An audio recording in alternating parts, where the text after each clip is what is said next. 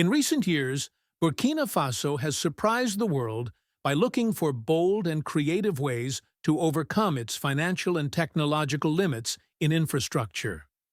Among the new methods catching attention is a simple yet revolutionary technique called dono, a Japanese idea that literally means earth and bags. At first glance, it may sound ordinary, but in reality, it has the power to transform lives in communities where proper roads are still a dream. In a country where more than 60% of people live in villages and depend almost entirely on agriculture, the lack of basic roads often traps communities in poverty. Imagine farmers unable to sell their harvest because they cannot reach markets, or sick patients losing precious hours before reaching a hospital. That's why roads here are not just infrastructure, they are lifelines. And this is exactly where Dono fits perfectly into the nation's story. The method is strikingly simple. Soil bags filled with carefully selected laterite earth, tamped firmly 20 times until they take the shape of solid bricks. These bags are then stacked row by row, layered neatly, and covered with gravel or soil. With just enough water for firmness, the result is a strong, compact surface. And here's the most surprising part. No expensive bulldozers, no heavy rollers, no massive cement mixers. All it needs is local hands, basic tools, and determination.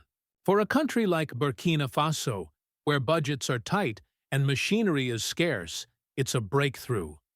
But Dono is not only about saving money. Its real magic lies in its people-powered spirit. When a project begins, it's the youth, the unemployed, the villagers themselves who join in. They earn an income while building something that directly benefits their own families. This creates ownership, a rare sense that the road doesn't just belong to the government, but to the people themselves. Maintenance becomes easier. Trust is built, and the community feels united around progress. President Ibrahim Traore has set an ambitious goal: 1,000 kilometers of rural roads. Normally, such a goal would sound impossible with limited funds and almost no heavy equipment. But with Dono, it suddenly feels achievable. Imagine communities across the nation learning this method through short trainings, guided by engineers and teachers. Imagine young men and women mastering the simple steps, choosing the right soil, filling bags, tamping them 20 times with steady rhythm, and then spreading this knowledge like wildfire from village to village. With small government support, packages, just bags, hand tools, and modest wages, entire networks of rural roads can rise in a short time at a fraction of the usual cost. And for major highways or heavy traffic routes, traditional machinery will still be used, allowing the government to focus its resources wisely. The balance is smart. Big machines for main arteries, people-driven methods for local connections. The two benefits ripple far beyond roads. Each project creates jobs for restless youth, offering not just income, but pride.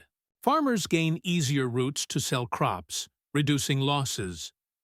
Traders reach remote areas with new opportunities. Children get to school safely.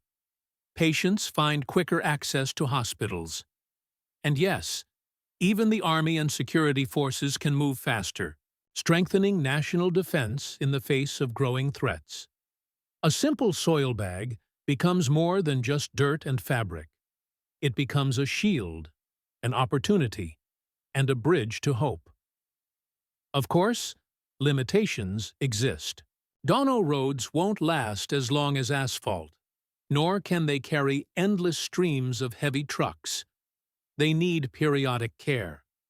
But for thousands of kilometers in isolated rural zones, they are not just good enough, they are essential.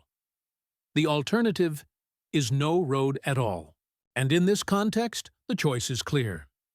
The government now faces a critical role: creating an enabling environment where communities can embrace this method freely, simplifying procedures, giving local authorities autonomy, and encouraging social groups to participate will ensure Dono spreads quickly. If large contractors keep dominating, costs will rise, delays will drag on, and communities will remain dependent. But if Dono is embraced as a solution of the people, by the people, for the people, the momentum could change the destiny of Burkina Faso. Beyond economics and convenience, the method also carries deep security value. In regions plagued by terrorism, better rural roads allow soldiers and security teams to respond faster, protect civilians, and push back against instability. President Traore understands this link. Infrastructure is not only about development, but survival. One can already imagine the future. Winding red laterite roads stretching across Burkina Faso, connecting farms to markets, children to classrooms, patients to clinics, and soldiers to outposts. Each compacted soil bag is not just construction, but a symbol of unity, resilience, and belief in self-determination. A Japanese idea reborn in Africa, helping a nation leap forward with nothing more than intelligence, courage, and the strength of its own people. For all these reasons, Dono is not just a construction method.